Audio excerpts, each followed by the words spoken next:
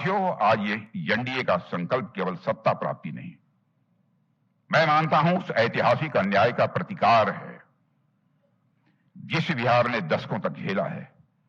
और अब समय आ गया है कि बिहार अपने अतीत से सीखे और उस उम्मीद से फिर से जिए जिसका वो सचमुच में हकदार है, और बिहार के लोग विकास और सुशासन का वो भागीदार बने।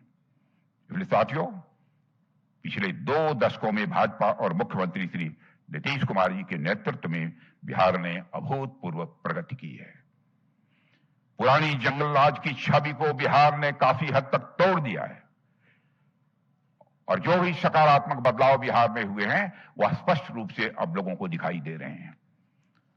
मैं याद दिलाना चाहता हूं, सन 2013 में नोबेल पुरस्कार विजेता अर्थशास्त्री जोसेफ स्टिग्लिट्ज जब नालंदा के किसानों से मिले थे तो उन्होंने कहा था कि बिहार के जैविक किसान वैज्ञानिकों से भी बेहतर हैं और उनकी खेती की पद्धतियों को दुनिया भर में दोहराया जाना चाहिए। यह उन्होंने कहा था।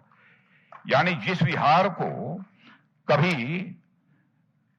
बिल्कुल बर्बाद हो गया यह कहा जाता था, अब वह नवाचार और आत्मनिर्भरता की बिहार अब मिसाल बन चुका है, जिसका एहसास उनको भी हुआ। द इकोनॉमिस्ट पत्रिका दुनिया की एक मानी जानी पत्रिका है, जिसने एक समय बिहार को इंडियाज आर्मपिट कहा था। साथियों, उसी ने नीतीश कुमार जी के शासन में बिहार की सराहना करते हुए उसी इकोनॉमिस्ट ने लिखा है कि बिहार भारत की सबसे अप्रत्याशित लेकिन शानदार टर्न अराउंड स्टोरी बन चुका है। यह उस इकोनॉमिस्ट ने लिखा है, मैं यह बात नहीं कह रहा हूं। उन्होंने लिखा है कि कैसे बिहार में सड़कें बनी, कैसे बिहार में स्कूलों में बच्चे पहुंचने लगे, कैसे बिहार में कानून और व्यवस्था में सुधार हुआ है, और विकास की एक नई धारा बिहार में प्रारंभ हुई। यह उन्होंने कहा है। यही अंतर दिखता है साथियों, जब नेतृत्व मजबूत हो, नीयत साफ हो और शासन में ईमानदारी हो।